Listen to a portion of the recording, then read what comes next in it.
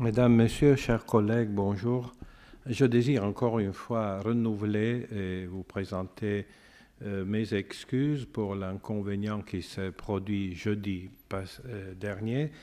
Dans la feuille qui avait été distribuée, c'était bien clair qu'il n'y avait pas le séminaire, mais j'ai oublié de le rappeler le mercredi qui précédait, donc j'ai su qu'un certain nombre d'entre vous s'est présenté. Je suis désolé, j'aurais dû rappeler la chose. Maintenant, il n'y a plus aucun trou, aucune incertitude. Tous les jeudis de 10h à midi, on sera donc ici et on accueillera les conférenciers en partant de ce principe qui sera développé ce matin par Françoise Graziani, c'est-à-dire qu'à côté du cours, le séminaire développe un certain nombre de mythes et figurations baroques. C'est quelque chose qui a circulé d'une manière importante en Europe, grâce, je l'ai dit, le premier jour du séminaire, grâce, par exemple, aux emblèmes, aux devises. Il y a un appareil figuratif qui devient commun à toute l'Europe. Et on a essayé, d'une certaine manière aussi, de commencer par l'origine, à savoir suivre un peu, dans les limites des cours qui sont prévus, suivre un peu le caractère cosmogonique des métamorphoses d'Ovide. C'est pourquoi nous commençons ce matin avec le mythe du cyclope. Le cyclope amoureux, herméneutique poétique, Marino et Góngora. Et Françoise Graziani est bien placée pour développer ce thème, puisqu'elle enseigne la littérature comparée à l'Université de Corse. Elle dirige surtout la collection Mythographe et le centre de recherche sur la mythographie, dont le nom est Polymnia, qui a des rencontres annuelles très importantes. Ces domaines de recherche couvrent parfaitement les domaines que nous abordons ici, et notamment les traditions mythiques. Elle a du reste publié Philostrate, les images ou tableaux de plate peinture, donc de Blaise de Vigenère, puis le Tasse, Jérusalem délivré, puis le traité de cosmographie de Tristan l'Hermite, puis encore Jean-Pic de la Mirandole, Giulio Camillo, Camillo Pellegrino, surtout évidemment le Boccace qui parle des mythes, Genealogia Deorum Gentilium, le Virgile dévoilé de Fulgence, vous voyez la grande tradition classique, et nous attendons impatiemment la publication de sa thèse, dont le directeur était Marc Fumaroli, La pensée fossile, mythe et poésie d'Aristote à Vico.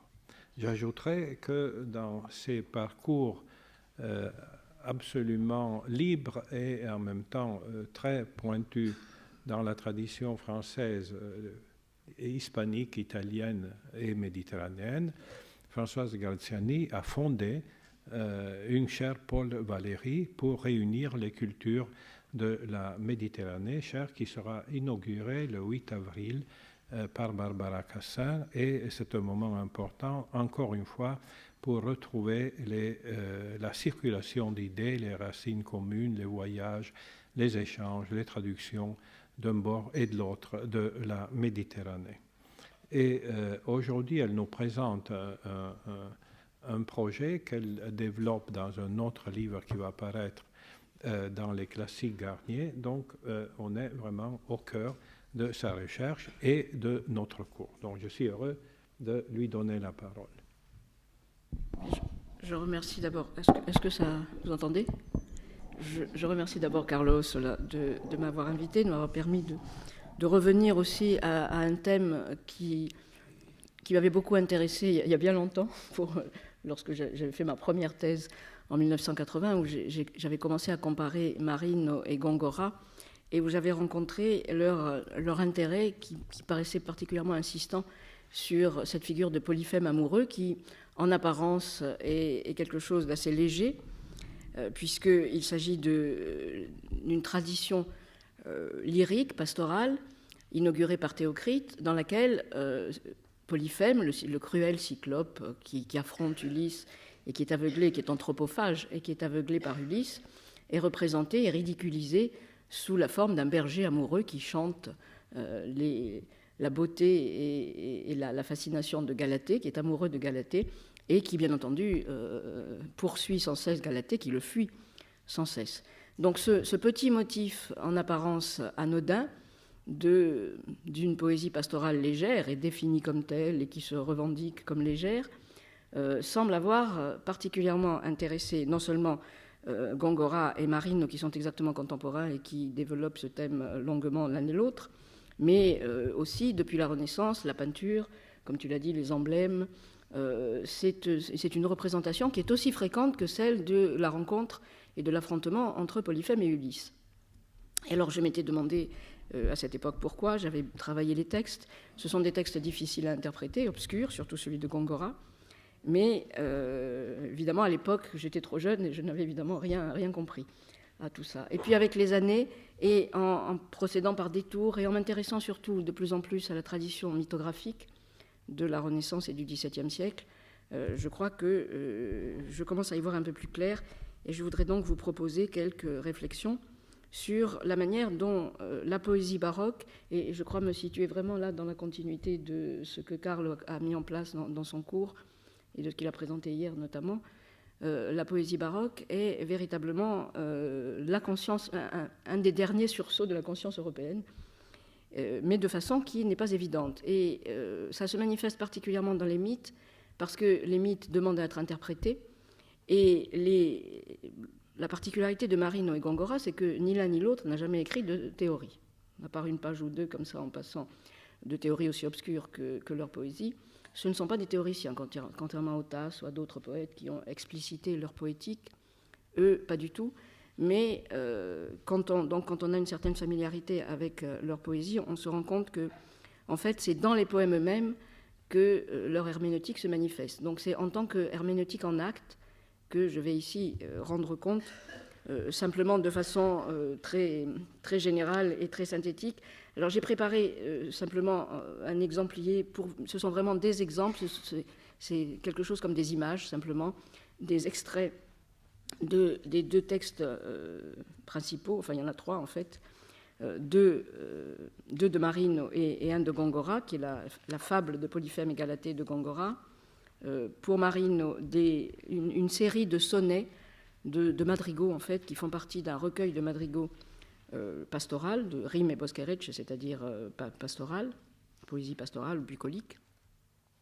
Et puis un extrait de La Donne, qui est un grand poème mythologique, qui est une sorte de réécriture d'Ovide et de synthèse de toute la mythologie antique, en 20 chants, et qui donc est extrait du chant 19, où Polyphème revient et est développé, Polyphème amoureux toujours, est développé de façon très longue, et donc j'essaierai de vous résumer les différentes propositions qui sont faites par les deux poètes et de les mettre en perspective et de les interpréter.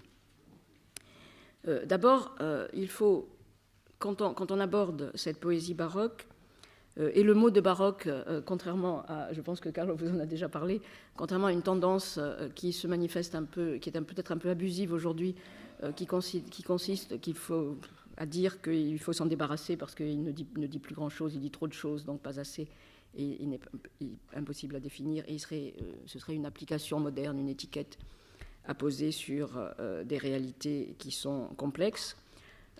Certes, ces réalités sont complexes, encore plus que nous ne le pensons, mais l'étiquette de baroque n'est pas absurde, et elle se justifie. Et ici, aujourd'hui, elle va un peu se confondre avec celle de barbare. Et donc, barbare, barocco, sont véritablement des concepts et des mots qui fonctionnent, qui avaient un sens, même si ce sens nous échappe. Donc, il s'agit bien d'une littérature baroque qui, même si elle ne se définit pas comme telle, fonctionne dans cette perspective et dans ce paradoxe entre une pratique poétique, un style qui est de plus en plus savant, de plus en plus cultiste, c'est l'étiquette qui est habituellement qui a été accolé au nom de Góngora. La poésie de Góngora serait cultiste, s'opposerait au conchettisme, du marinisme. Tout ça, ce sont des essais de classification qui ne correspondent pas à grand-chose parce que les poètes se moquent des classifications et des règles. Mais néanmoins, le concept même de cultisme et celui de conchettisme ne doivent pas être abandonnés non plus. Il ne s'agit pas de substituer conchettisme à baroque ou baroque à conchettisme ou conchettisme à cultisme, mais au contraire de les voir ensemble et de considérer ensemble comment ils fonctionnent. Donc, en abandonnant ces classifications trop dialectiques, de même que l'opposition entre maniérisme et baroque aussi, tous ceux qui ont essayé de creuser les différences, en général, aboutissent à révéler surtout des ressemblances et donc des problèmes. C'est dans le principe, je crois, de ce dualisme qu'on est dans l'erreur, parce qu'il vaut mieux essayer d'essayer de comprendre comment les poètes eux-mêmes et les théoriciens qui sont leurs contemporains, qui réfléchissaient sur ce type de poésie, et notamment Gracian en Espagne, Tesaure en Italie, comment eux-mêmes essayaient de rendre compte de la complexité des relations non seulement entre poésie et réel, donc la nature essentiellement, mais aussi des ambiguïtés du langage. Parce que toute la poésie baroque manifeste surtout un intérêt particulier pour les ambiguïtés du langage, dont elle refuse de se débarrasser, contrairement à ce qu'est la tendance classique, qui essaie d'épurer la langue au maximum, et avec la langue, les idées aussi. La poésie baroque, au contraire, travaille sans cesse la complexité jusqu'à produire chez Góngora un mode de discours qui n'a d'équivalent que celui de Mallarmé, qui sans doute s'en inspire, qui est un discours d'une obscurité à la limite de l'illisible et de l'énigme. Mais tout ça a un sens. Et alors ce que je voudrais aussi, au titre de préambule, attirer votre attention sur le fait que, habituellement, la critique littéraire depuis les années 70, qui s'est beaucoup intéressée au baroque, qui a réhabilité la littérature baroque qui avait été occultée pendant 2 siècles, cette critique littéraire s'est essentiellement intéressée à l'esthétique et à identifier baroque et esthétique. Le baroque a un style, ou a des styles, mais concernant surtout des formes et du langage.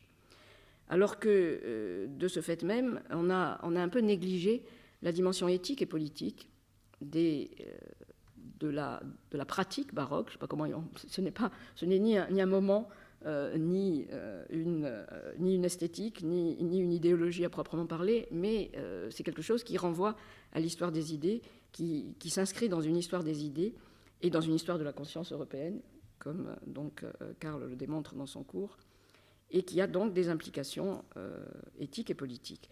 Et précisément, j'ai découvert, après beaucoup d'années, après l'avoir oublié et un peu mis de côté, que si Polyphème, amoureux, intéresse tant les poètes baroques, c'est précisément dans une perspective éthique et politique, plus que esthétique. C'est ce que je vais essayer de vous démontrer. L'histoire de Polyphème amoureux est donc un paradoxe, exposé comme tel, le plus barbare des hommes, celui qui symbolisait dans la tradition platonicienne la sauvagerie primitive de l'humanité, avant qu'elle soit polissée notamment par les philosophes, dans la perspective platonicienne.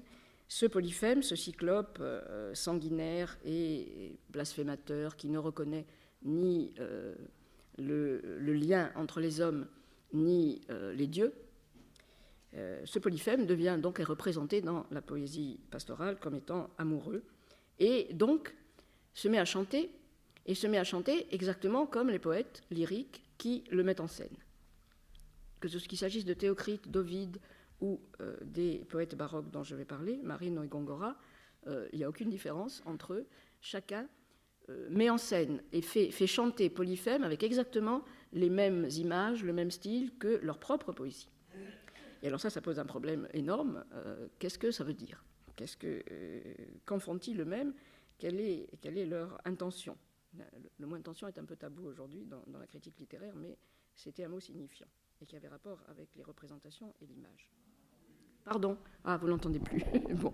Donc, que veulent signifier ces poètes qui représente Polyphème, même s'il est ridiculisé. Il est évident qu'il est ridiculisé, mais néanmoins, il est très difficile de faire la différence entre le chant de Polyphème mis en scène et le contexte, à la troisième personne, donc la parole du poète lui-même qui le ridiculise. Donc, je commence par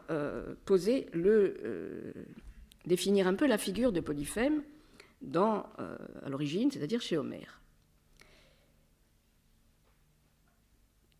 Homère représente Polyphème comme étant un cyclope intégré dans une société de cyclopes. Il est solitaire, il vit dans sa grotte, c'est un homme des cavernes, mais il vit dans une communauté. Les autres cyclopes vivent non loin de lui, chacun dans sa caverne et chacun avec sa famille, mais néanmoins, il y a là une sorte d'embryon de société qui est représentée par Homère, et dont Homère dit que leur particularité, cette société, c'est que de ces cyclopes, de ces géants qui n'ont qu'un œil tous, donc, c'est de ne pas cultiver la terre, qui leur donne tout, qui est très fertile, et qui leur offre tout spontanément, donc c'est un peu comme l'âge d'or, et d'autre part, de vivre en autarcie, de ne pas communiquer avec les autres hommes extérieurs, et de régner, de gouverner leur famille, chacun sa famille, sans s'occuper des autres.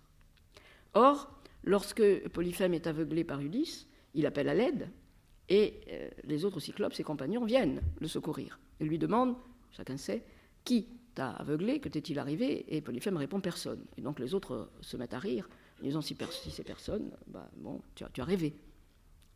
Il y a donc là quelque chose dans ce mode de sociabilité qui ne correspond pas tout à fait à l'image que nous nous faisons de la vie sauvage primitive. Et Homère suggère, évidemment sans le dire, parce qu'il ne développe pas, que Polyphème et les autres cyclopes ne représentent peut-être pas tout à fait le même type de société, le même type de vie, de choix de vie. Je reviendrai là-dessus tout à l'heure. Homère fait de Polyphème un berger. Donc apparemment, les autres cyclopes aussi sont des bergers. Donc on est là dans un modèle de vie pastorale, primitive certes, pastorale, et Homère insiste dans sa description, lorsqu'il présente l'entrée de Polyphème dans son antre, et même lorsqu'il décrit, puisque Ulysse et ses compagnons arrivent dans l'antre de Polyphème avant lui, et découvrent des signes qui leur laissent supposer que cette grotte est habitée par un être civilisé. Parce qu'il voit là des instruments qui caractérisent l'activité du berger. Polyphème fait du fromage, il prend soin de ses brebis, il ne se comporte pas avec ses brebis en sauvage. Quand Polyphème arrive, évidemment, les choses changent. Et le dialogue que Homère met en scène entre Polyphème et Ulysse montre bien qu'il s'agit là d'un barbare, incontestablement. Et la figure de Polyphème ne changera pas. Son statut sera toujours celui d'un barbare, c'en est un. Le problème, c'est de savoir si Polyphème est représentatif d'une société barbare ou non. Alors, je commencerai par évoquer quelques points de repère dans la tradition poétique, puisque la tradition à laquelle se rattache aussi bien Gongora que Marine et toute la poésie baroque du XVIIe siècle en général, c'est une double tradition. Une tradition à la fois poétique, qu'ils imitent et réécrivent sans cesse, et une tradition mythographique, qui celle-là est moins connue de nous, mais très connue d'eux, c'est-à-dire une tradition allégorique. La réécriture des mythes pour les poètes baroques est toujours, comme je disais, une herméneutique, c'est-à-dire prend en compte des interprétations qui sont évidemment multiples, qui sont différentes, qui sont quelquefois contradictoires, et propose bien entendu des choix, mais des choix qui ne sont pas univoques, qui ne sont pas rationalistes au sens caricatural un peu du mot, c'est-à-dire excessivement qui mettent l'accent essentiellement sur une rationalisation du mythe, mais qui sont généralement, au contraire, polysémiques. Et c'est ce qui caractérise vraiment l'écriture poétique des mythes baroques et de la poésie baroque en général, c'est sa polysémie. C'est-à-dire que ça dit plusieurs choses à la fois. Or, c'est aussi la signification du mot allégorie. La tradition mythographique du Moyen-Âge et de la Renaissance, notamment représentée par Boccace, est une tradition qui ne cesse de répéter, contrairement à ce qui va se produire après le XVIIe siècle, où les dictionnaires de mythes vont isoler les figures, codifier les figures, leur attribuer des attributs de plus en plus schématisés et identifier une figure à une fonction, une figure divine à une fonction ou à une signification. Au Moyen-Âge et à la Renaissance, la tradition mythographique, au contraire, multiplie les informations contradictoires et donne au lecteur à lire et transmet du même coup des interprétations qui sont très diverses, totalement hétérogènes et souvent contradictoires, sans les hiérarchiser. Et c'est au lecteur de faire son choix. Donc, c'est dans cette double tradition poétique que se situent Marino et Góngora, et je vais essayer de résumer les deux choses, en commençant donc par la tradition poétique.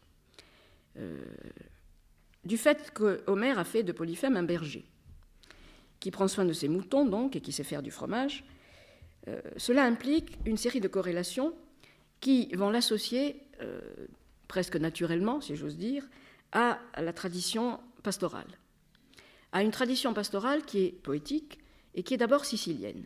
Tous les lecteurs, Homère ne situe pas l'antre de Polyphème en Sicile, on ne sait pas où c'est, c'est pas identifié. Il faut faire des hypothèses, il y en a eu plusieurs qui ont été faites. Généralement, c'est en Sicile qu'il est situé, et parce qu'il est associé aussi à l'Etna, parce que sa fureur a été très tôt associée à celle du volcan. Et les poètes vont largement développer ce parallèle, cette comparaison.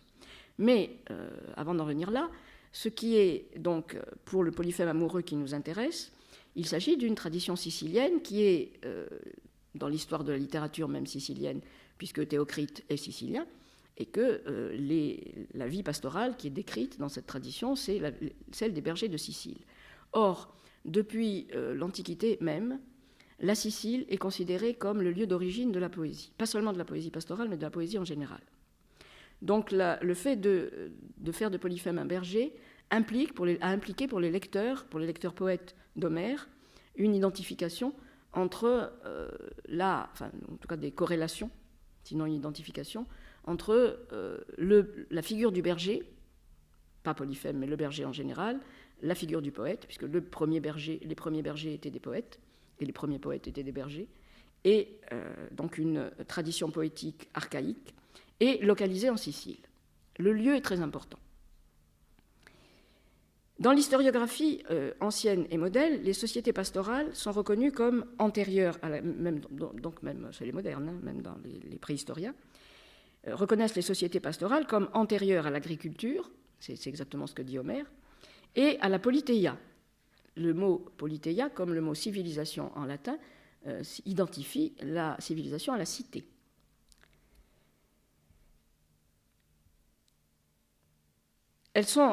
Ces sociétés archaïques sont associées à un mode de vie primitif qui est décrit donc par Homère, mais aussi par les historiens modernes, comme oisif, insouciant et solitaire. Ça aboutira au Bon sauvage de Rousseau, mais c'est la même tradition.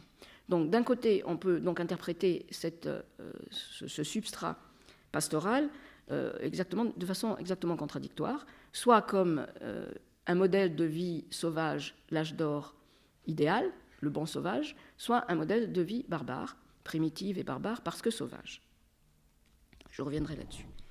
Les idylles de Théocrite, donc, puis les bucoliques de Virgile qui réécrit en latin et varie, bien sûr, et adapte les idylles de Théocrite, mettent en scène les origines pastorales de la poésie en rendant compte des mêmes ambiguïtés, parce que les origines pastorales de la poésie sont rapportées à la vie pastorale elle-même, en tant que vie idéale, en tant que modèle de vie idéal. Le Orphée, qui est le poète qui invente la poésie, le premier poète, le poète le plus caractéristique de l'efficacité de la parole poétique, a été interprété dans la tradition allégorique, j'y reviendrai tout à l'heure, comme l'inventeur des civilisations. C'est son chant qui sort les hommes des cavernes, dira-t-on, et qui civilise les hommes. Et donc, de ce fait même, Orphée est identifié à ses bergers poètes. Il est lui-même un berger poète.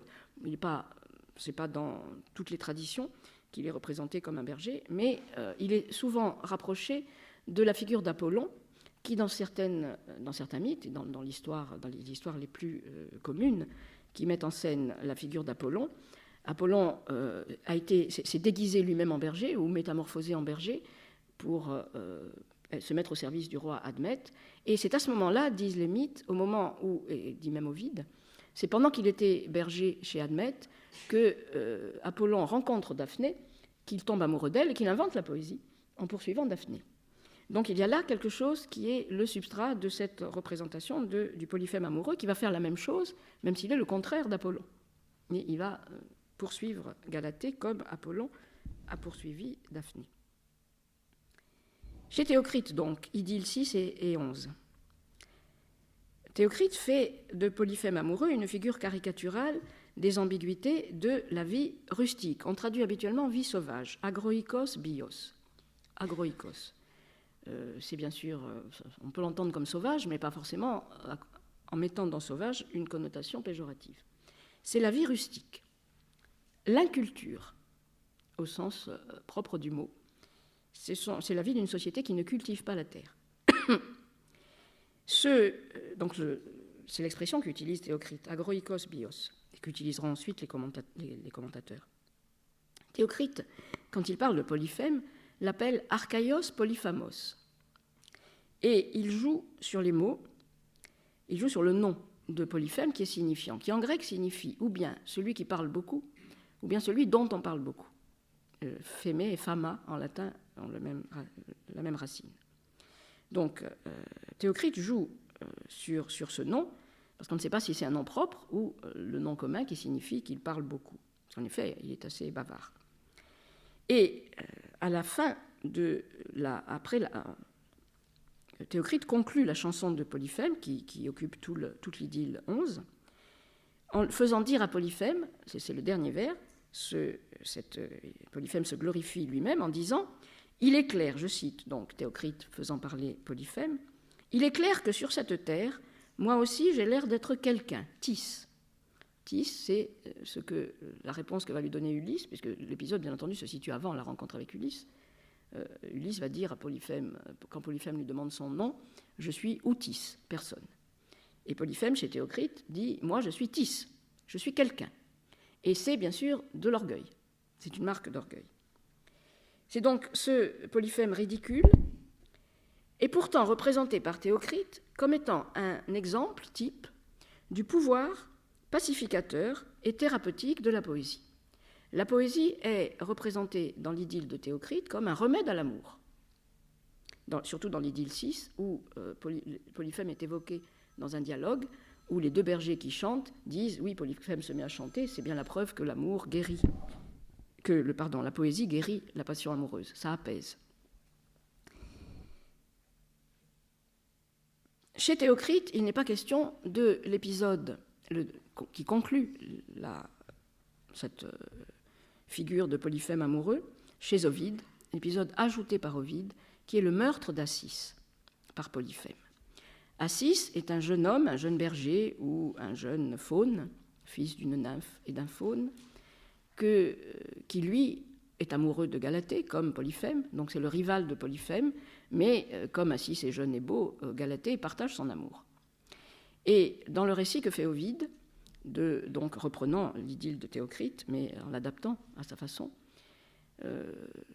Polyphème poursuit Galatée qui le fuit, non pas à cause de sa monstruosité, mais parce que son chant est discordant et qu'il écorche les oreilles.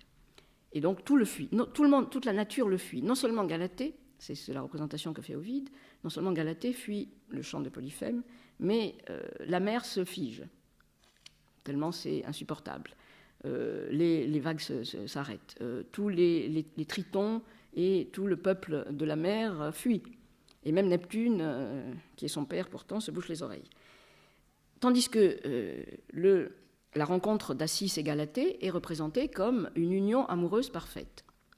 Or, Polyphème, donc, lorsqu'il découvre Assis et Galatée unis, non seulement il les voit en train de se parler et de s'embrasser, mais c'est pendant l'union des corps que Polyphème jette un rocher sur eux qui écrase Galatée réussit à fuir, comme c'est une vague, c'est une nymphe de la mer, elle fuit, mais Acis, lui, est écrasé. Et dès qu'il est écrasé, raconte Ovide, Galatée invoque les dieux, sa mère, la déesse de la mer, et Acis est transformé en fleuve, qui immédiatement rejoint la mer, et donc qui s'unit à nouveau à Galatée. Donc cet épisode-là, c'est Ovide qui l'ajoute.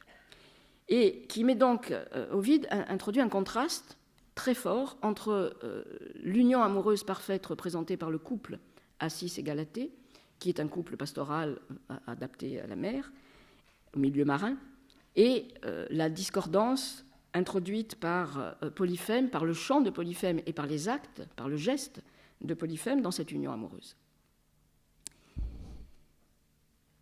Chez Ovide, donc, Polyphème est une figure de la barbarie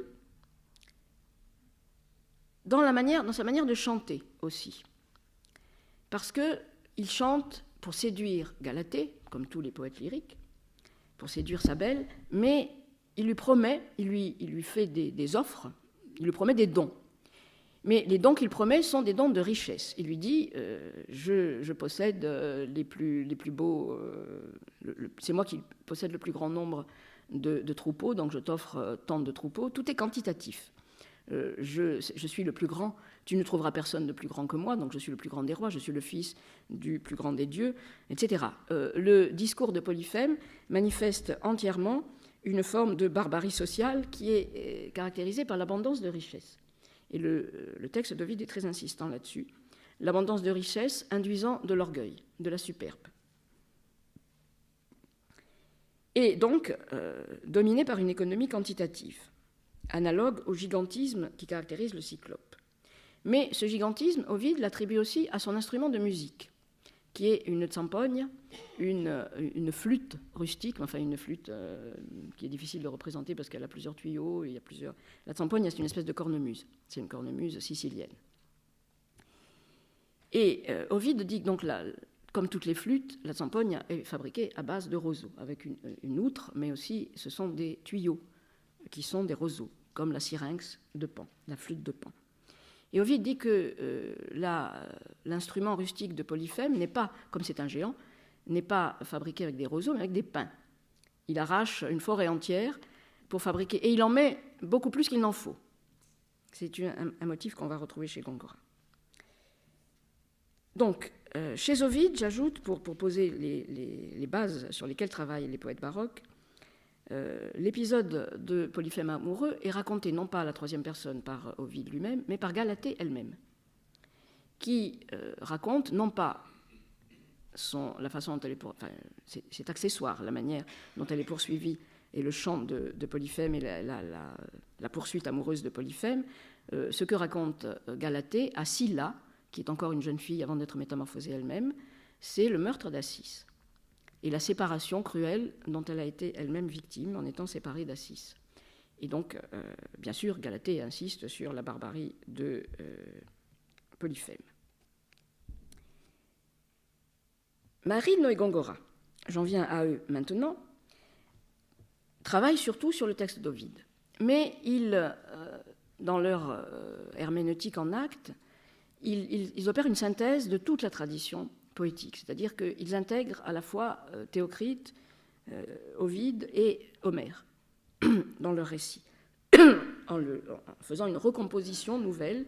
Et c'est par la composition des ensembles qu'ils ont constitués autour de la figure de Polyphème, qui sont des ensembles divers, des contextes différents, des genres poétiques différents aussi, qu'ils mettent en scène le sens qu'ils donnent à cette figure de Polyphème, sans bien sûr l'expliciter. Tout ça de manière très implicite et très obscure. L'un et l'autre, Marino et Gongora, je vous ai donné ici dans l'exemplier le prologue de la fable de Polyphème et Galatée de Gongora, pour commencer. Je vous lis la traduction, je suis incapable de prononcer l'espagnol, mais ceux d'entre vous qui lisent l'espagnol, vous avez le texte. Le poète invoque la muse, ce qui est normal, et la muse qu'il invoque, c'est Thalie. Ces rimes sonores, dit-il, le mot sonore est important parce que c'est pas suave, doux, mais sonore, c'est toujours un peu du bruit. ces rimes sonores que me dicta une Thalie, la muse bucolique, savante bien que bucolique Thalie. Cette muse rustique, à la fois savante et bucolique, c'est précisément sur elle que porte toute la charge interprétative de cette figure de Polyphème et son ambiguïté. Je vais vous décrire rapidement dans l'ordre chronologique ces 3 poèmes qui mettent en scène le Polyphème amoureux. D'abord, le premier en date, c'est le recueil de rimes pastorales, Rime Boscherece, de Marino, qui date de 1602. Donc vous en avez un extrait sur un des sonnets. Donc il s'agit d'un recueil de sonnets totalement disjoints les uns des autres, qui peuvent être isolés, qui habituellement sont isolés. Et cette série de 24 sonnets qui mettent en scène le chant de Polyphème est totalement exceptionnelle, parce que tout ce recueil de rimes pastorales, de même que l'ensemble un ensemble plus grand dans lequel ce recueil est une partie, qui va être réunie sous le titre La Lyre par Marino en 1614. Donc tout cet ensemble ne comporte aucune suite comparable. Quelquefois, on peut avoir des suites de 1 ou 2 poèmes sur le même thème. Ce sont tous des sonnets. On peut avoir une suite, dans les recueils poétiques lyriques en général, il est fréquent que les poètes mettent ensemble 2 ou 3 poèmes sur le même sujet. Mais 24, c'est totalement exceptionnel. C'est un récit dans le récit. Or, ces 24 sonnets se situent à la fin du recueil pastoral. Et le sonnet qui décrit la mort d'Assis, c'est le dernier. C'est-à-dire, c'est non seulement le dernier de la série des 24, mais c'est le dernier du recueil. Et il porte une charge signifiante très forte, puisque c'est toute la vie pastorale, idyllique, puisque le mot idyllique signifie ça, à la fois idéal et pastoral, qui a été mis en scène dans tout ce recueil, et détruit, est effacé d'un trait par le geste de Polyphème qui écrase Assis, et qui détruit l'union amoureuse. Donc il s'agit de ce recueil de petits tableaux sonores, il s'agit là de rimes sonores vraiment, qui mettent en scène le chant. Chaque sonnet, y compris le dernier, Assis, mais c'est un chant qui devient une invective, mais c'est chaque fois Polyphème qui parle, enfin qui chante, des petits extraits.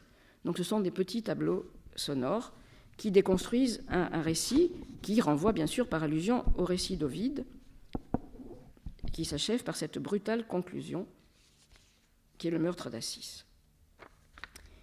Gongora, la fable de Polyphème et Galatée de Gongora date de 1612 et il s'agit là d'un récit suivi qui est une réécriture d'Ovide, mais isolé comme une idylle,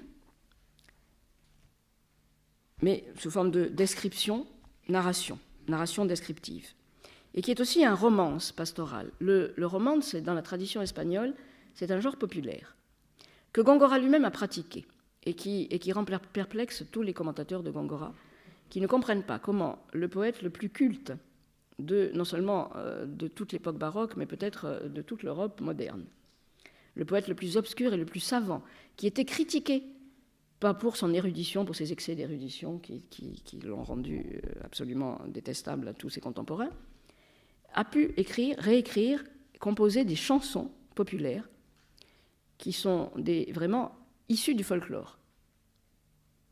Et il en a écrit énormément, des recueils, probablement en même temps, on ne sait pas trop.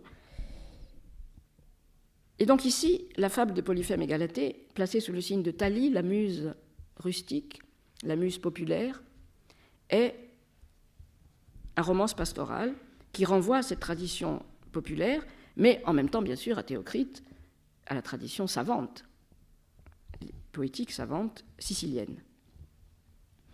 Le maître est l'ottava rime, enfin je le dis en italien, c'est-à-dire des 8 des strophes de 8 vers, 63 8 racontant les amours d'Assis et Galatée, comme chez Ovide, même si c'est le poète lui-même qui raconte, à la 3e personne ici, le point de vue est celui de ce qui est mis au centre, ce sont les amours d'Assis et Galatée et le meurtre d'Assis. Et Polyphème est l'instrument de cette barbarie. En 1623, donc 10 ans plus tard, Marino reprend le thème du Polyphème amoureux pour l'inscrire dans un récit qu'il prête à la déesse Cérès, la déesse de la terre, la déesse des moissons, la déesse de l'agriculture. C'est Cérès dans la Donne, chant 19, dont vous avez quelques extraits à la suite du sonnet des Rime Poscherece, un extrait de ce chant 19. C'est un long récit de Cérès qui occupe les strophes 125 à 232. Plus d'une centaine de strophes qui sont là aussi en octave à rime, des huitains, ou octaves. On dit aussi octave. Où Cérès raconte la mort d'Assis en présentant, donc à l'occasion des funérailles d'Adonis. C'est à la fin du poème qu'il raconte, lui, les amours de Vénus et Adonis. Et à l'occasion des funérailles d'Adonis, pour consoler Vénus, les dieux viennent lui raconter d'autres histoires exemplaires, dont Cérès, elle, choisit l'histoire du meurtre d'Assis, pour dire à Vénus, voilà, il n'y a pas que toi qui pleures, toi tu as perdu Adonis, mais Galatée, elle, a perdu Assis de façon aussi cruelle. Et Cérès raconte la mort d'Assis en disant, c'est un scandale. Sous le regard des dieux, ce barbare de Polyphème a pu faire une chose pareille, mais il a été puni, dit Cérès. Et Cérès et Marine, donc, prête à Cérès l'invention d'un châtiment de Polyphème. Or, quel est le châtiment que les dieux vont infliger à Polyphème? C'est Ulysse. Marine combine dans ce chant 19 d'abord la tradition pastorale qui représente Polyphème amoureux, et ensuite la tradition homérique qui représente Polyphème aveuglé par Ulysse. Et Cérès explique que l'aveuglement de Polyphème par Ulysse est le châtiment que lui ont envoyé les dieux à la suite de la malédiction prononcée par Galatée après le meurtre d'Assis. Lorsqu'Assis est mort, et ça c'est Marine qui l'invente, ça ne se trouve dans aucune tradition littéraire, Galatée se retourne contre Polyphème et lui dit « Barbare, tu as tué mon amour, tu m'as séparé de moi-même, mais toi, je serai vengée par Ulysse, cet homme, elle ne le nomme pas bien entendu, mais elle dit « Un étranger viendra et t'aveuglera et je serai vengée ». Et Marine raconte le récit aussi, donc il résume le récit homérique, qui s'achève par un long chant, le chant pastoral, qui était dans toute la tradition littéraire, attribué à Polyphème avant la rencontre d'Ulysse, et transféré par Marine après l'aveuglement de Polyphème. Le long chant, qui occupe 60 strophes, de Polyphème, amoureux, qui donc chante la beauté de Galatée et se glorifie lui-même, là ne se glorifie beaucoup moins parce que comme il est aveuglé, tout le thème de cette longue série de lamentations, qui est une vraie lamentation cette fois, à la fois une déploration sur soi-même et une plainte amoureuse, identifie l'aveuglement physique à l'aveuglement métaphorique qui lui a été apporté par l'amour. Et il dit, comme je disais déjà d'ailleurs Théocrite et Ovide, mais sous forme de prophétie et sous forme de métaphore, Polyphème dit « Ce n'est pas personne qui m'a aveuglé, c'est toi Galatée ». Et Marine développe toute une série de variations sur ce thème de l'aveuglement qui devient un aveuglement mystique. Où Polyphème, du coup, semble parfaitement changé, transformé, à la fois par l'amour et par la vengeance divine. Et à la fin de cette lamentation, qui est exprimée avec la même discordance et de manière ambiguë, ridicule, mais à la fois tragique, que dans toute la tradition poétique, à la fin, Marine ajoute une conclusion en une strophe. Il dit que ce chant est tellement pathétique, ce malheureux, mesquine, ce Polyphème finit par apitoyer son père, Neptune, qui le transforme en montagne. Or, toutes les descriptions de Polyphème dans la tradition poétique le décrivent comme une montagne. Et dans son chant chez Ovide, il se décrit lui-même comme une montagne. Il dit « Je suis aussi grand qu'une montagne, l'Olympe, c'est moi ». Or là, il est transformé en montagne. Et quelle montagne? L'Etna. Il est transformé en volcan. Le volcan dans lequel se trouvent déjà les cyclopes que Zeus a condamnés à être enfermés dans l'Etna et qui forgent au centre du volcan la foudre infernale. La foudre, infernale qui va être renvoyée à Zeus. Donc Marine en fait une synthèse absolument extraordinaire et d'une précision poétique et herméneutique qui est inégalable. Personne d'autre n'a fait quelque chose de semblable, ni avec d'ailleurs avec ce mythe, ni avec d'autres. Et Mémarine ne fait que ça. Et donc, il rassemble à la fois, il reconnecte les deux épisodes qui étaient dans toute la tradition totalement dissociés et considérés comme contradictoires. Il les rassemble en un, et en même temps, il y ajoute le statut de titan, de géant de Polyphème, qu'il identifie à une société divine archaïque, celle qui a été civilisée par Zeus.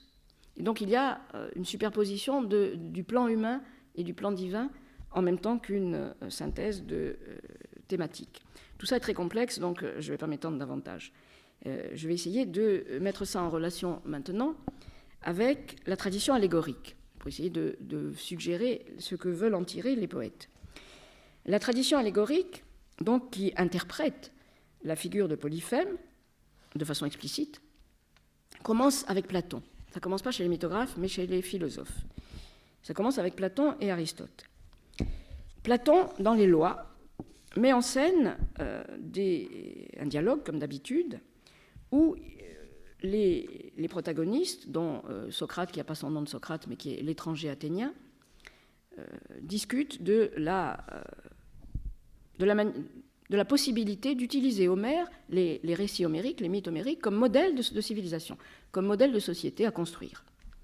Et il propose la vie cyclopique comme un modèle non pas à construire, mais comme un modèle à penser, à contrario.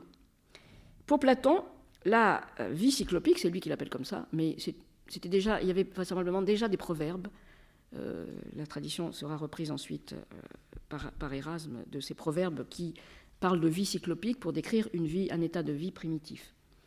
Donc Platon dit, la vie cyclopique, Homère est très, vraiment là, il a eu un coup de génie, dit-il, je résume évidemment dans les termes d'aujourd'hui, en rapportant, je cite là Platon, Homère rapporte fabuleusement par mythologie, à travers la mythologie, à travers les mythes, il rapporte l'archaïsme des cyclopes à leur sauvagerie, agrioteta, agriotes, la sauvagerie, la rusticité, est rapporté est identifié par Platon à l'archaïsme.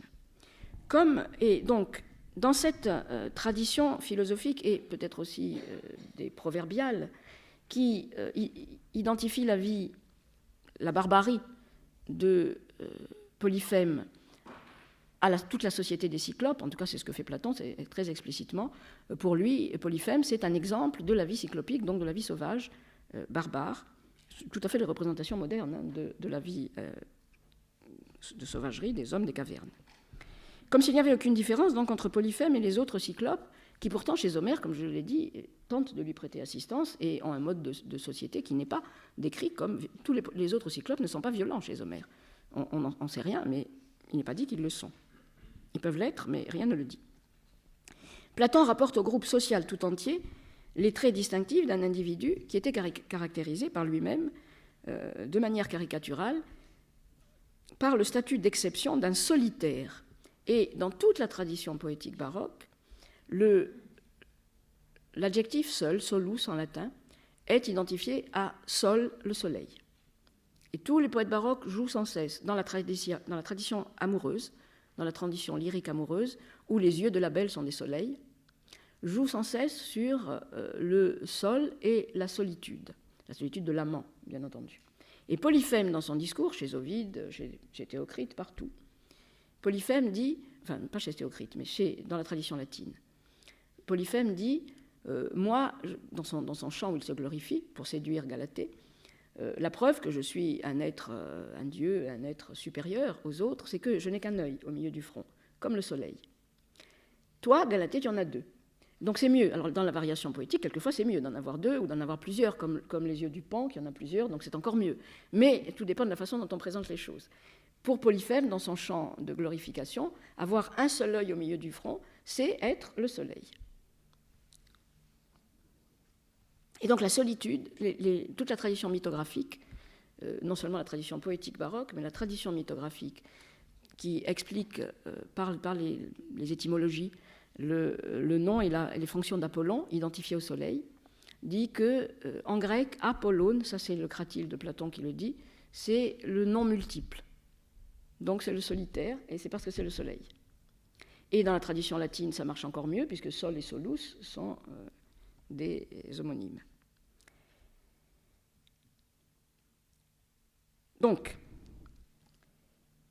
passons maintenant aux interprétations allégoriques proprement dites, mythographiques, des mythographes. La première interprétation du Polyphème d'Homère,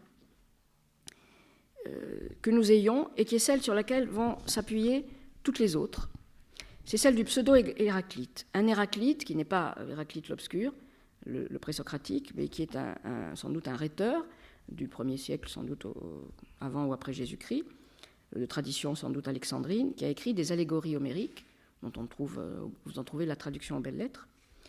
Dans les allégories homériques du pseudo-Héraclite, Polyphème, dans sa confrontation avec Ulysse, est interprété comme étant ton agrion tumon, l'instinct sauvage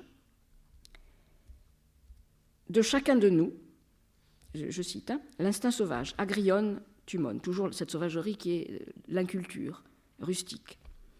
L'instinct sauvage de l'humain, que Ulysse, dit le pseudo-Héraclite, a pour ainsi dire cautérisé, il a brûlé, mais il emploie le verbe cautériser, par la morale contenue dans ses paroles.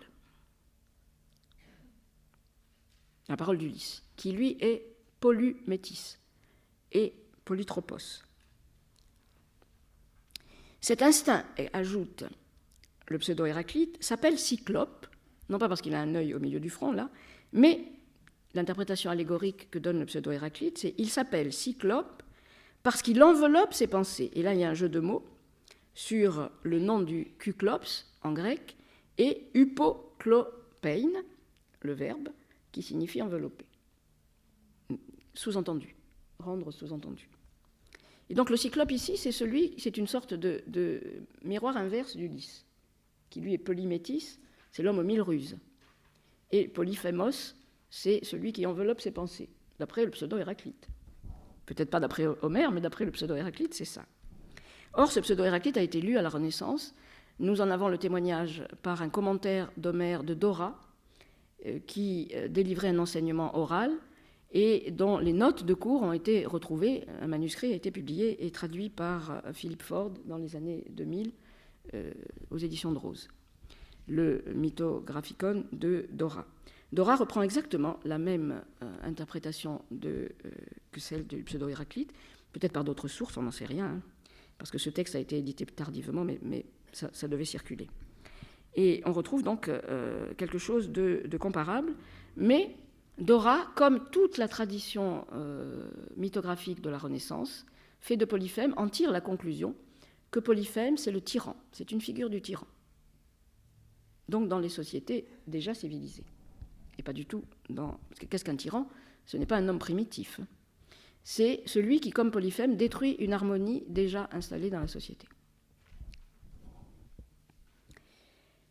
Je reviens à cette ambiguïté, à ce jeu de mots sur le nom du cyclope que pose le pseudo-Héraclite pour suggérer que Polyphème, c'est en quelque sorte le sophiste, le tyran sophiste. C'est en tout cas comme ça qu'il a été interprété. Il y a là une manière d'instaurer un rapport ambigu avec les sous-entendus, la ruse d'Ulysse Polymétis, d'Homère, qui lui est donné comme exemple de vertu, non seulement chez Homère, mais dans toute la tradition allégorique, et y compris dans les adages d'Érasme. Le fait qu'Ulysse soit polytropos, c'est-à-dire qu'il change d'apparence, qu'il se déguise, qu'il mente dans l'Odyssée, c'est un signe de sagesse. C'est ce que disent les adages d'Érasme à propos en comparant Ulysse au poulpe, polypodos. C'est un adage dont le titre, le proverbe, c'est polypodos. Appeler quelqu'un le poulpe, dit Érasme, c'est le comparer à Ulysse, qui est le plus sage des hommes, comme le soleil. Je passe là-dessus. Donc, l'heure avance, donc je vais revenir à Marino et Gongora. Marino aussi joue, comme Théocrite, sur le nom de Polyphème, lorsqu'il lui fait dire, à propos de son œil, alors que toute la tradition, comme je le dis tout à l'heure, représente Polyphème comme se représentant lui-même, comme s'identifiant au soleil parce qu'il n'a qu'un seul œil, Polyphème dit dans la donne, c'est-à-dire dans le chant qu'il profère après avoir été aveuglé.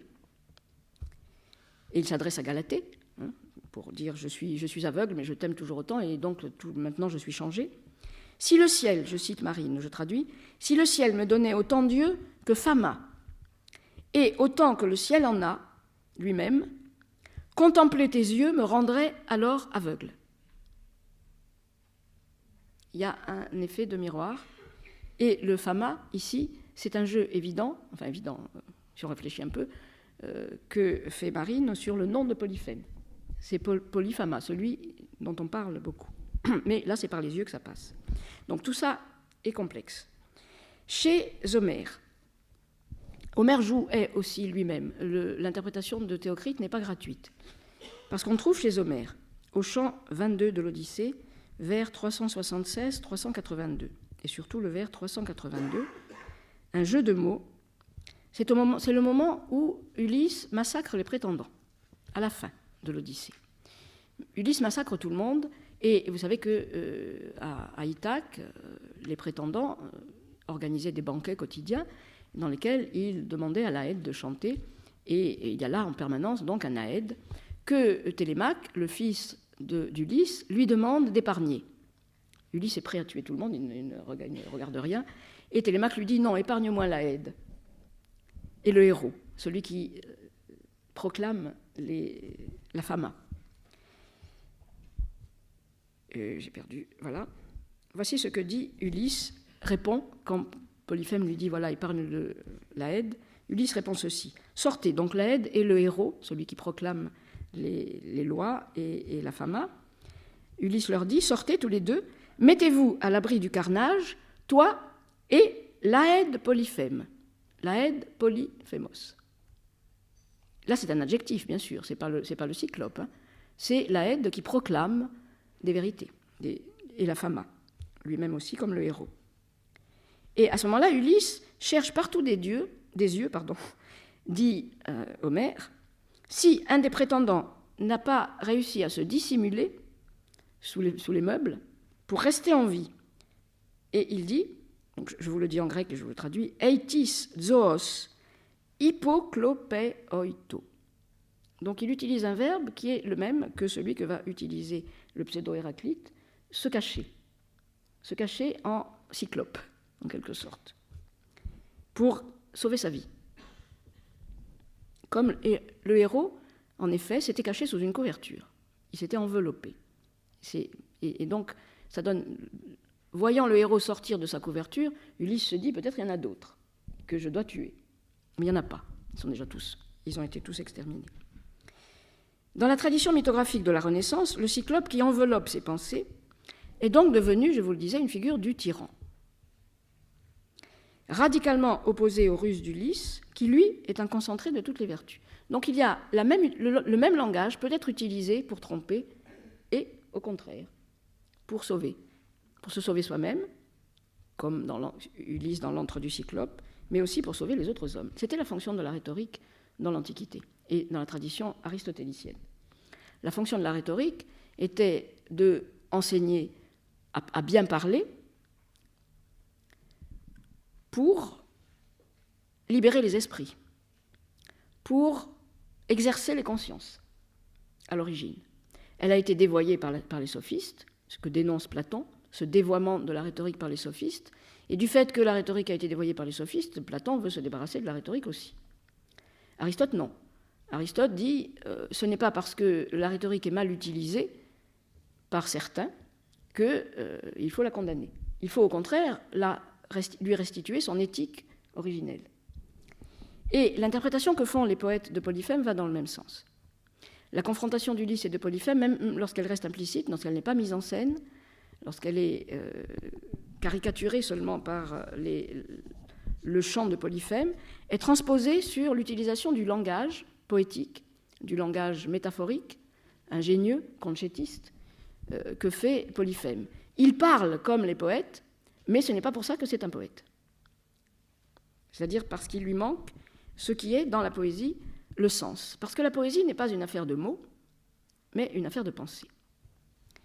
Et la poétique des baroques n'est pas assez interrogée par les modernes dans cette perspective-là, de la relation entre les mots et les pensées.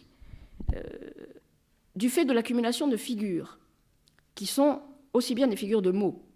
Tous les poètes baroques jouent sur les mots, mais comme faisait Homère, qui lui joue beaucoup, y compris sur le nom d'Ulysse. Le fait de jouer sur les mots n'implique pas nécessairement une sophistique, n'implique pas nécessairement un formalisme vide de sens.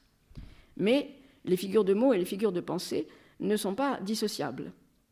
En jouant sur les mots, les poètes jouent sur des idées, et avec l'intention de suggérer des philosophies, non pas des dogmes, mais des prises de conscience. Ils amènent les hommes à prendre conscience de la nécessité de faire des choix de vie. Or, le Cyclope représentait déjà chez Homère comme étant une exception parmi les autres Cyclopes. En tout cas, c'est l'interprétation qui en est faite, pas par tout le monde, mais par les poètes. Ce Cyclope-là ne représente pas, ni pour Marine ni pour Gongora, la vie rustique en tant qu'archaïque et sauvage parce qu'archaïque. Mais il représente, Polyphème, un choix de vie conscient et délibéré, qui est le choix du tyran, qui choisit d'être anthropophage. Le dialogue entre Polyphème et Ulysse dans l'Odyssée est très clair et très développé, et il est évident quand on le lit d'un peu près que Homère n'entend pas suggérer par ce discours une ignorance, parce que l'interprétation de Platon suppose que la vie rustique qui ne connaît pas la civilisation l'ignore, et que c'est parce qu'elle l'ignore qu'elle n'est pas civilisée, parce qu'elle est antérieure à l'invention de l'agriculture, des arts, etc. Ce que suggère Homère est tout différent, parce que dans le dialogue entre le Cyclope et Ulysse, ce qui ressort, c'est que le Cyclope, Polyphème, comprend très bien. Quand Ulysse lui dit « Je suis un étranger, je voyage, je suis un naufragé, et je te demande l'hospitalité, et comme je te demande l'hospitalité, je viens de t'apporter des dons d'hospitalité, et je te demande en échange un don. » Ulysse instaure un rite, comme il le fait à chaque rencontre dans l'Odyssée. Et chaque fois, ce qui distingue les civilisations barbares, et il y en a d'autres dans toute la Méditerranée, et les civilisations policées, disons, urbanisées, c'est toujours le fait qu'elles refusent ou acceptent les rites d'hospitalité. Donc pour Ulysse, c'est un test. Et Polyphème ironise. Il comprend parfaitement, il lui dit « Mais oui, je sais très bien ce que c'est, j'ai déjà vu passer des marins, ils les mangent. J'ai déjà vu, je sais bien ce que c'est, la civilisation, mais il rit, et son rire est effrayant. » Et puis, il va lui dire finalement, après avoir mangé plusieurs de ses compagnons, et après, à la fin du dialogue, il lui dit « Oui, je vais te faire un cadeau, je te mangerai le dernier. » Là, c'est la parole du tyran, et pas la parole du sauvage primitif qui ne connaît pas la civilisation. Donc, il s'agit d'un choix de vie. Il s'agit d'opposer, donc dans les interprétations qu'en font Marino et Gongora, il s'agit d'opposer la vie d'humanité, anthropinon bion, la vie humaine ou humaniste. L'humanisme de la Renaissance, c'est ce type de vie-là, que Dante a qualifié de vie de science et d'art. Quand il parle de sa propre poésie, Dante, dans le banquet, dit il faut interpréter. Dante dit la poésie est allégorique, il faut l'interpréter, mais ça ne s'interprète pas tout à fait comme la théologie. L'exemple parfait de la parole des poètes, c'est Orphée, dit-il, et Orphée représente la vie de science et d'art. Autrement dit, tous les poètes qui se réclament d'Orphée font ce choix de vie, la vie de science et d'art qui est la vie d'humanité, les humanités dans l'éducation européenne, dans des époques non barbares, ce qui s'appelait les humanités, c'était exactement ça. Le fait de vivre en humain, mais en étant humanisé par les sciences et les arts. Et la musique, en tout premier lieu, et la poésie. Tandis que la barbarie, c'est tout ce qui refuse les humanités.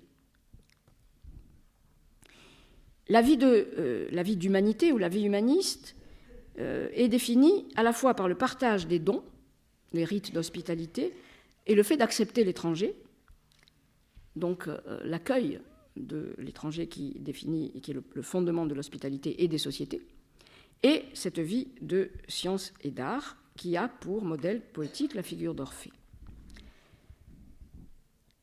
Cet état de civilisation qui est mis en scène par la vie cyclopique dans la tradition poétique qui interprète ainsi Homère n'est pas un état de civilisation archaïque parce qu'il est sauvage, mais c'est un état de civilisation archaïque précisément parce qu'il est civilisé.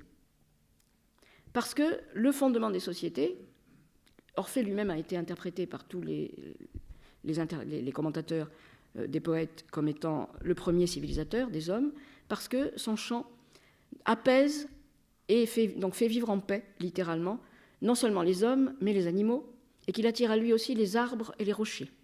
La nature entière est pacifiée par son chant. Ce que mettent en scène Marino et Góngora en décrivant les effets du chant de Polyphème, c'est strictement le contraire. La nature entière, Galatée fuit, il ne peut pas, l'effet qu'il produit ne peut pas être une réponse amoureuse, mais la nature entière aussi témoigne de la discordance de son chant, qui est disharmonieux, qui est une disharmonie. Mais ce qui est plus complexe, et sur lequel je passerai très vite parce que l'heure avance, mais c'est tellement complexe que de toute façon il faudrait des volumes entiers pour l'expliquer, c'est l'ambiguïté que maintiennent les poètes entre ce choix de vie, de science et d'art, qui est donc un choix d'harmonie, dont la figure archétypale, la figure allégorique est l'amour. L'union des corps dans l'amour est représentée dans la tradition orphique, dans les traditions allégoriques, mythographiques, et chez les poètes, et chez Ovide lui-même. L'amour, c'est le principe qui tire le monde du chaos. C'est le principe cosmique, de l'harmonie cosmogonique. Or, qu'est-ce qui fait que le chaos initial est devenu cosmos? C'est le moment où les éléments discordants qui composent le monde et qui subsistent, on ne les a pas éliminés, qui sont des contraires, le feu et l'eau, l'air et la terre. C'est au moment où ces éléments s'accordent entre eux et se combinent que le cosmos commence à exister, que le monde existe, et que la nature commence à produire des créatures en tout genre, dont l'homme, le dernier, est le plus complexe, parce que celui qui pose le plus de problèmes. Donc le principe d'harmonie est commun, c'est un principe de concordia discourse, d'union des contraires, est commun aux cosmogonies, et donc identifié dans les cosmogonies orphiques comme étant le dieu qui sort le monde du chaos, c'est Eros, dans les cosmogonies orphiques, donc c'est amour, identifié à l'amour humain, animal, pas seulement humain, à l'union des corps, mais c'est aussi le principe qui gouverne la musique, l'harmonie musicale. Parce que qu'est-ce que l'harmonie musicale? C'est une association de sons contraires. Si on répète toujours le même son, c'est discordant. C'est pas de la musique, c'est du bruit.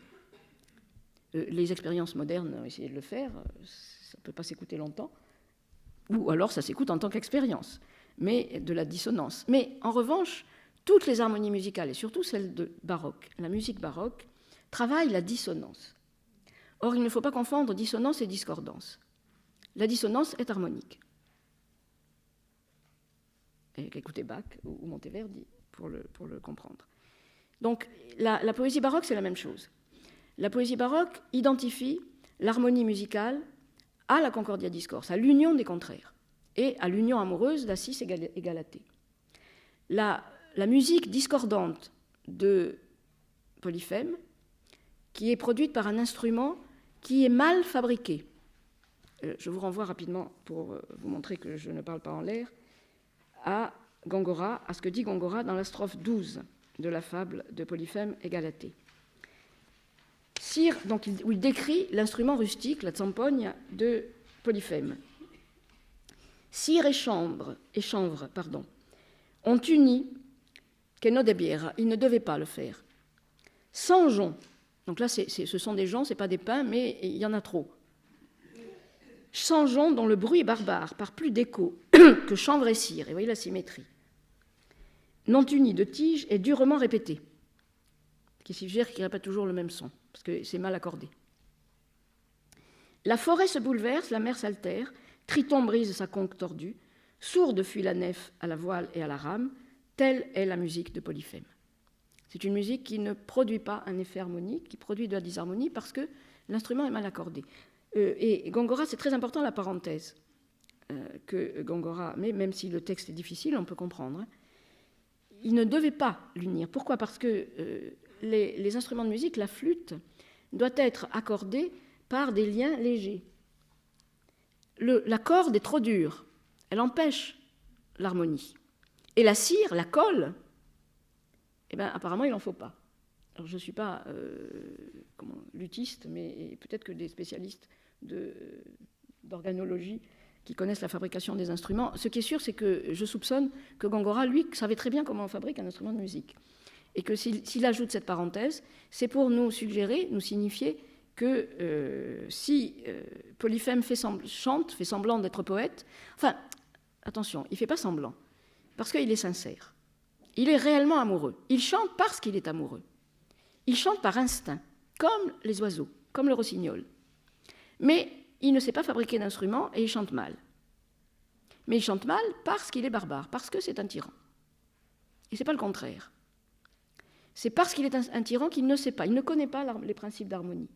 Et donc, dans la société, il représente un type de société qui ne connaît pas les principes d'harmonie. Alors, j'espère que je ne vous fais pas froid dans le dos, parce que ça ressemble beaucoup à la nôtre. Je vais conclure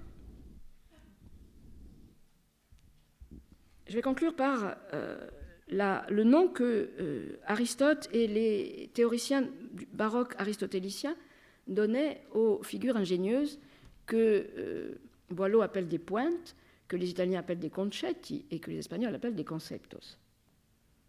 C'est-à-dire que pour les Italiens et pour les Espagnols, ce sont des pensées.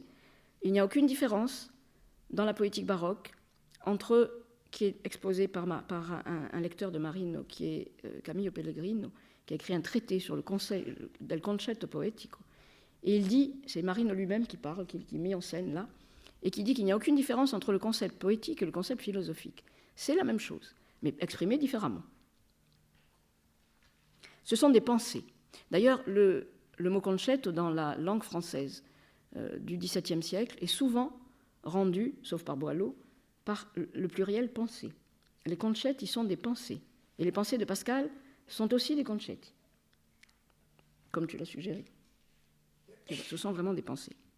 Donc, ces pensées, les théoriciens du baroque, de la poétique et de l'éthique baroque, Gracian et Tesauro,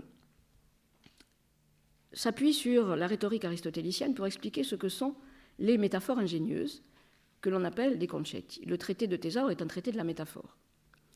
Il explique toutes les formes de métaphores, mais toutes les formes de métaphores se réduisent toutes, quel que soit leur nom et leur variation, au même principe, qui est un principe d'analogie, qui consiste à mettre en correspondance des choses différentes. Et Aristote dit que les meilleures métaphores sont celles qui sont tirées de loin, sont celles dans lesquelles on rapproche des choses qui sont contradictoires, au point que ça produit de l'énigme. Et le cultisme de Góngora, c'est ça.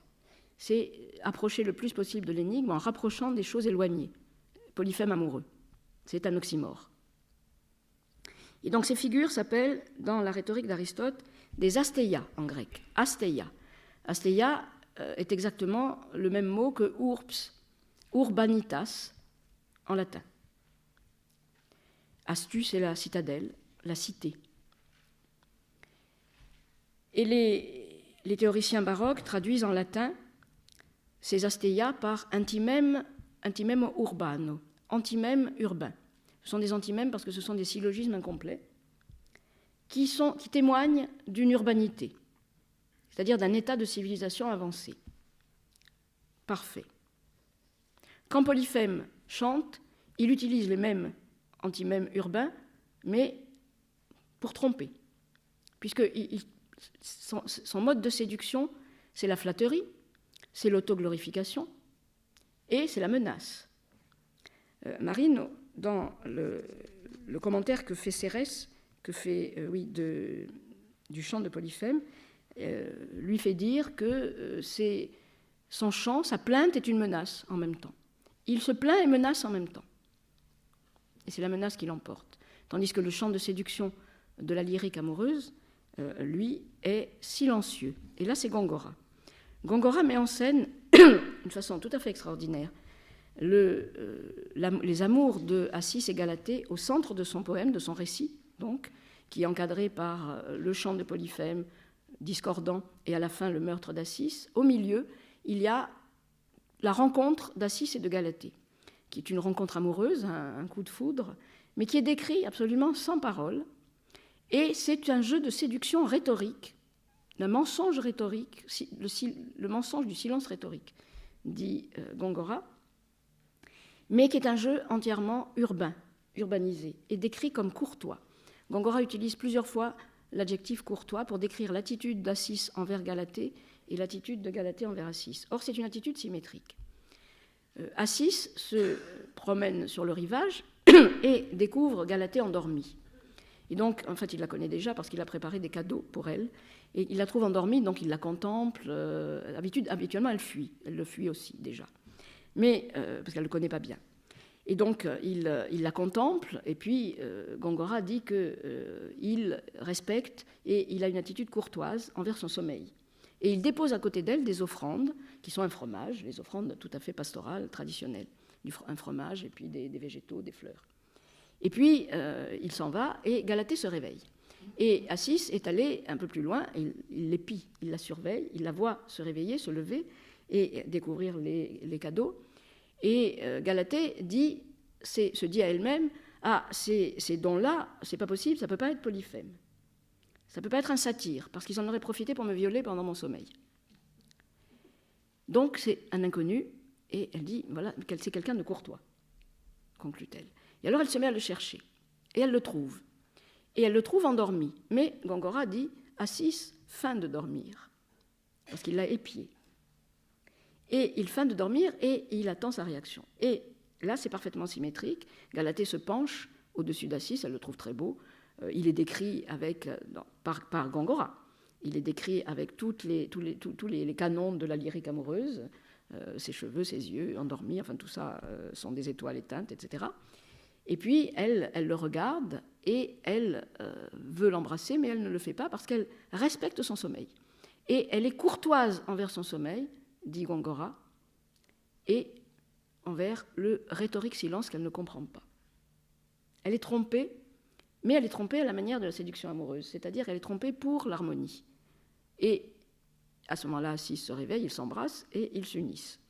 Et pendant leur union, Polyphème, qui les voit de jalousie, écrase Assis.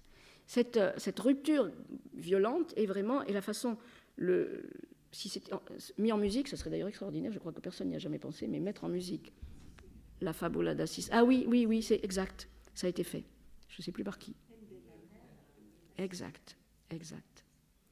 Donc je vous invite à essayer d'en trouver un enregistrement, parce que c'est vraiment fait pour la musique, cette rencontre entre Assis et Galatée et la discordance de Polyphème, mais la musique en tant que figure d'harmonie cosmique et d'harmonie politique et éthique. Il y a dans la rencontre et la relation entre Assis et Galatée, il y a une éthique courtoise, décrite comme courtoise, et à côté, c'est la barbarie de Polyphème qui détruit cette harmonie. Je vais conclure.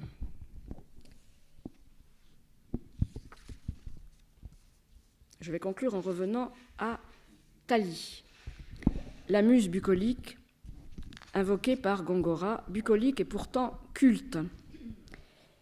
En invoquant Thalie, Gongora donne un indice fort de la fonction qu'il attribue à sa fabula et rejoint par là les fondements même de la fidélité des poètes baroques à la tradition bucolique, qui est à la fois populaire et savante. Il s'agit la vraie urbanité qui est proposée par les baroques et qui est expérimentée dans leur poésie. C'est une urbanité qui n'est pas seulement attentive à l'hospitalité, et cette hospitalité correspond dans le langage et dans la rhétorique d'Aristote, là encore, à une recommandation que fait Aristote au poète, qui est, et que reprendra le Tasse, qui est d'accueillir dans la poésie des mots étrangers, de langues étrangères, et des mots étranges, des barbarismes. Le barbarisme n'est pas à fuir dans cette poésie. De même que les mots composés, les mélanges, tout ce qui est mélange est quelque chose qui est souhaitable parce que ça produit de l'harmonie. Et ça produit non seulement une harmonie musicale, donc stylistique, ça produit aussi celle-là, mais ça produit surtout une harmonie qui est d'ordre éthique et politique. La tradition bucolique a aussi une fonction de réhabilitation de ce que Lévi-Strauss a appelé, par équivoque, la pensée sauvage. La pensée sauvage de Lévi-Strauss, et l'adjectif sauvage, a exactement les mêmes ambiguïtés, les mêmes connotations complexes que la vie rustique de Théocrite. C'est-à-dire que, et en plus, chez Lévi-Strauss, ça renvoie à la botanique, à une fleur. Cette pensée sauvage, c'est ce qu'il y a de virtualité dans l'humain depuis les origines, de virtualité poétique et éthique et cognitive. Parce que cette éthique, elle produit aussi une connaissance. La poésie baroque se définit toujours comme visant à une connaissance, dans une perspective aristotélicienne. Une connaissance du monde dans sa complexité. On ne peut pas réduire la complexité du monde à des normes mathématiques, à des chiffres, dans cette tradition-là. Même si on peut inclure les mathématiques dans l'harmonie musicale, comme le fait Bach. Mais pour rendre compte de la complexité du monde, il faut expérimenter la complexité du langage, y compris dans ses dangers, y compris dans ses équivoques qui peuvent être suspectes. Comme le dit la tradition rhétorique d'Aristote à Cicéron aussi, comme Cicéron ne cesse de le répéter, la visée de la tradition rhétorique, c'est de faire un bon orateur qui soit un homme bon. Et un bon orateur ne peut être qu'un homme bon. Ce n'est pas une vérité, c'est une visée. C'est une prospective, parce que ce n'est pas donné et c'est toujours à reconstruire. C'est donc au présent que c'est la raison pour laquelle tous ces poètes baroques, lorsqu'ils réécrivent les mythes, lorsqu'ils réinvestissent ce paradoxe de Polyphème amoureux, l'actualisent sans cesse. Gongora l'actualise par exemple par un épisode vraiment très énigmatique où Polyphème lui-même, lorsqu'il cherche à séduire Galatée, il lui dit « Ton amour, l'amour que je ressens pour toi m'a changé. Maintenant, les marins qui passent à côté de ma grotte, je les laisse passer. Parce que et en plus, mon chant a apaisé la mer, donc ils ne font même plus naufrage. Et je les laisse passer, je ne les mange plus. Je suis donc civilisé. C'est pas vrai, mais il le dit. Et il dit, un jour, j'ai rencontré, est venu sur mes rivages, a fait naufrage, un marin ligure, un Génois. Je ne sais pas du tout qui est ce Génois, mais en tout cas, c'est très inattendu. Et Polyphème dit, ce Génois transportait dans son navire beaucoup de richesses, et donc de ces richesses, j'ai prélevé un arc qui a été donné, dont le Génois m'a raconté, parce que ce Génois, en fait, c'est Ulysse, parce que ce que décrit Polyphème, c'est exactement un résumé du dialogue entre Ulysse et Polyphème, mais à l'envers, où Polyphème accepte le don et il en donne un en échange, qui est de la vie sauve. Et Polyphème dit, je l'ai accueilli dans mon antre, et je lui ai donné donc la vie sauve, et lui, il m'a offert un arc qui venait d'un roi de Chine, qui lui avait été donné ou vendu, c'est un marchand, ce Ligure est un marchand, qui lui a été vendu donc par le roi de Chine. Et cet arc, voilà, je te le donne, c'est mon plus beau cadeau que je te fais, qui est bien sûr un cadeau vénal, chez Polyphème. Donc il y a une perversion de cette figure de l'hospitalité et du commerce aussi, qui est mis en scène avec de mauvaises intentions. Mais Gongora met tout ça sur le même plan. C'est au lecteur de se débrouiller avec ces différents plans, mais c'est exactement la même chose dans la vie politique où nous entendons des discours discordants et c'est à nous de nous débrouiller avec. Voilà, je vous remercie de m'avoir écouté si longtemps, j'ai peut-être parlé longtemps.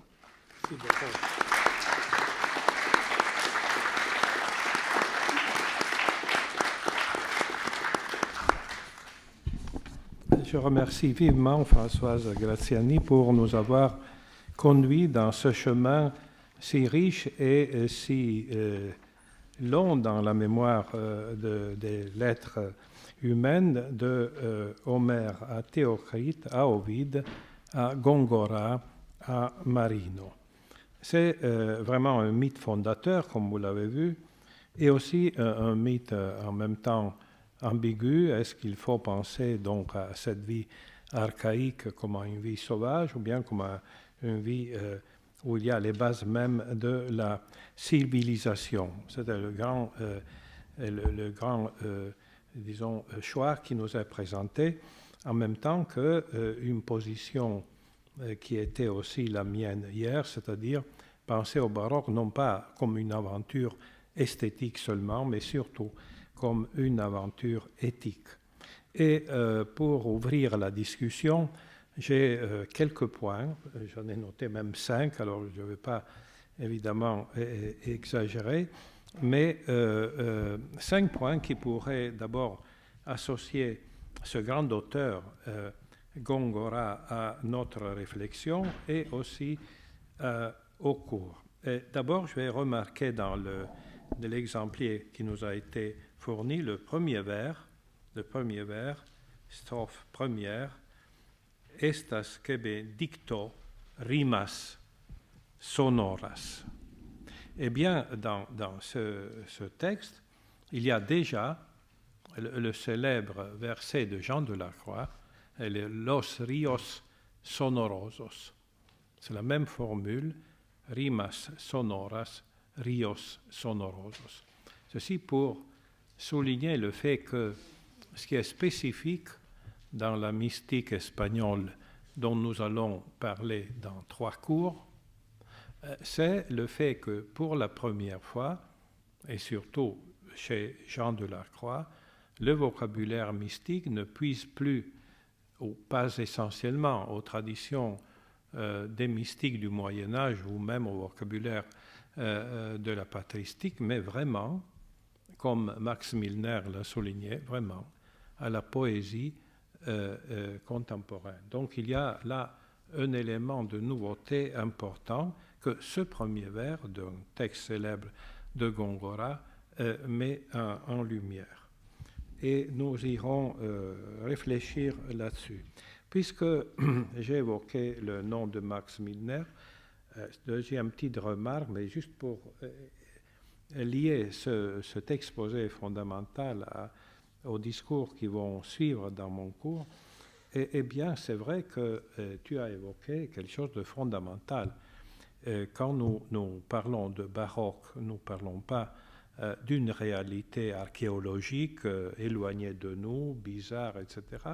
Mais le rapprochement que tu as évoqué, Góngora-Mallarmé, est absolument fondamental pour comprendre le XXe siècle. Le père de Max Milner avait écrit en 1923 un article célèbre, Góngora et Mallarmé, un article qui fut repris par les poètes, et c'est un article, par exemple, par le groupe de la Nouvelle Revue Française, et c'est un article qui va faire la liaison entre, disons, la méditation qui fut celle des futuristes sur la valeur du baroque et la nouvelle réalité d'un gongorisme du XXe siècle qui nourrira certains aspects du surréalisme. En tout cas, c'est le premier article, ce fut quelque chose d'absolument extraordinaire. L'autre petite remarque, c'est pour rester toujours dans ce discours des avant-gardes et dans les mêmes années 30, et même un peu avant, le fait que Françoise Graziani a souligné, c'est-à-dire que chez les mythographes, ou dans une partie de la tradition, Polyphème n'est pas, disons, amoindri du fait qu'il est avec un seul œil, tout au contraire, c'est même une valeur supplémentaire parce qu'il est le plus proche de la réalité de la puissance et de la lumière première, c'est-à-dire du soleil. Eh bien, ça aussi sera repris par les surréalistes et notamment par Bataille qui tissera tout un discours sur l'œil pinéal, c'est-à-dire le fait que nous sommes passés comme une espèce de damnation à deux yeux qui regardent comme ça, tandis qu'à l'origine, nous avions un œil au-dessus du crâne, le seul qui pouvait parler, voir, dialoguer avec le soleil. Tout un débat qui se fait vraiment dans ces années-là. C'est un dossier absolument extraordinaire. Donc vous voyez que dans cette lecture des mythographes, Polyphème, au lieu d'être une espèce de, comment dirais-je, de marge monstrueux et de, comment dirais-je, reste d'une humanité qui après a évolué, serait au contraire le signe même d'une continuité originaire avec le divin. Toujours dans ce discours des avant-gardes, le fait que, grâce à l'intercession, pour ainsi dire, de Galatée, Assis tué devient un fleuve, ça fait recommencer toute une histoire importante sur comment dirais-je, la primauté de l'élément premier.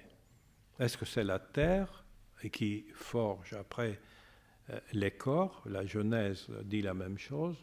L'homme est fait de la terre.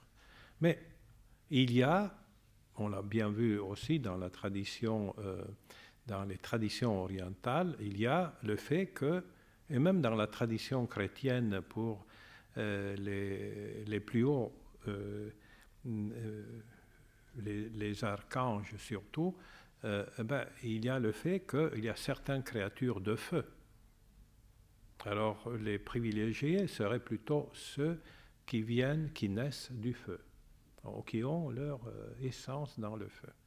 Mais, voilà, autre question, minoritaire bien évidemment, mais ici nous en avons une confirmation importante. Quel est le premier élément qui est évoqué justement dans ce passage du chaos au cosmos? Eh bien, c'est les eaux. Les eaux supérieures, à un moment, il y avait des partages, les eaux supérieures et les eaux inférieures, et là au milieu, la Terre peut avoir naissance. Mais alors, le fait que l'homme redevient eau, c'est aussi une manière de revenir à une espèce d'origine fondamentale. Et alors là aussi, nous avons d'autres éléments, d'autres mythes, toujours chez Ovide, qui redeviennent des fleuves, des eaux, comme Roger Caillois, magnifiquement, comme ça, après bataille Caillois, d'une manière extraordinaire étudiée dans son fleuve Alphée. Le fleuve Alphée.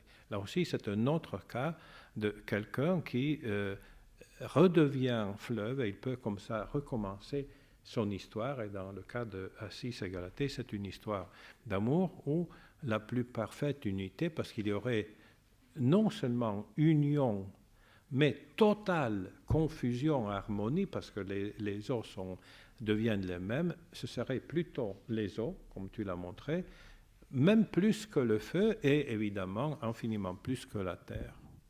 Donc on est vraiment au cœur d'une mythologie de fondation et je crois que là on a parcouru vraiment des chemins importants du XXe siècle. Et puis je reviens maintenant pour juste ouvrir un peu le chemin pour mon cours, et je suis un peu égoïste, à Gongora. Vous avez vu que Gongora est un peu au carrefour d'une mémoire collective de la tradition classique, mais en même temps, il dialogue avec les grands esprits du XVIIe siècle. Grâce à ça, la difficulté énorme de ces textes, une difficulté de syntaxe, de métrique, de lexique, et bien sûr aussi de métaphorique de ces textes, c'est quelqu'un qui a séduit toujours les poètes. Alors, il a été traduit par Giuseppe Ungaretti en Italie, mais n'oublions pas, c'est une édition assez rare par Philippe Jarcotet, qui a traduit Les Solitudes, Soledades. Et là, je ne vous lis pour commencer que la note du traducteur c'est-à-dire, puisque je n'aurai pas le temps de le faire dans mon cours, la note du traducteur est impressionnante, donc le traducteur étant Philippe Jacotet. Cette traduction intégrale des Solitudes a été entreprise en 1960 d'entente avec Alberto Giacometti. Vous voyez, on est vraiment au cœur de l'art contemporain, qui aurait dû, au sens du mot, l'illustrer, c'est-à-dire faire des gravures, mais aussi donner tout le rayonnement. À l'époque, Philippe Jacotet est un jeune poète. Et Aimé Meg, qui voulait en assurer la publication. D'autres projets, puis sa mort, empêchèrent Giacometti de donner suite à celui-ci. Il fut repris par Miro, mais malheureusement sans aboutir non plus. J'ai renoncé à remanier une traduction aussi lointaine et je me résigne à la confier telle qu'elle au lecteur, à demi rassuré par la présence éclatante du texte original qu'elle côtoyera comme une ombre. Et cette traduction a établi sur l'édition de Dámaso Alonso, l'un des grands vraiment savants de la tradition espagnole. Bien, vous voyez là ce texte, Góngora, au XXe siècle, combien de grands auteurs a-t-il convoqué? Il y a Giacometti, Miro, Philippe Jacotet, Giuseppe Ungaretti. Alors, quand nous prenons ce texte, on est dans les mêmes conditions que celles que Françoise Graziani vient de nous évoquer. La difficulté extrême de le lire, de lire ces strophes qui sont comme des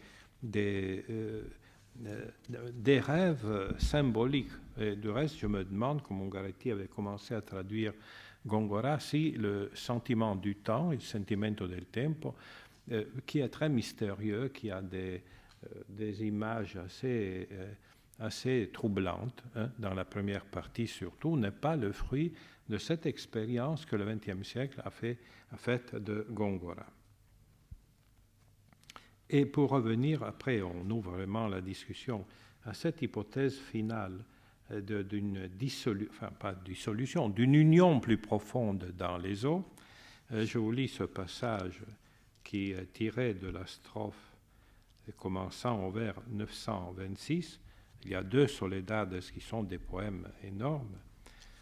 Il faudrait le lire en espagnol, mais Jacotet n'est pas moindre, donc il est bon de le lire en français. Prospère enfin, mais non si écumeux soit votre sort.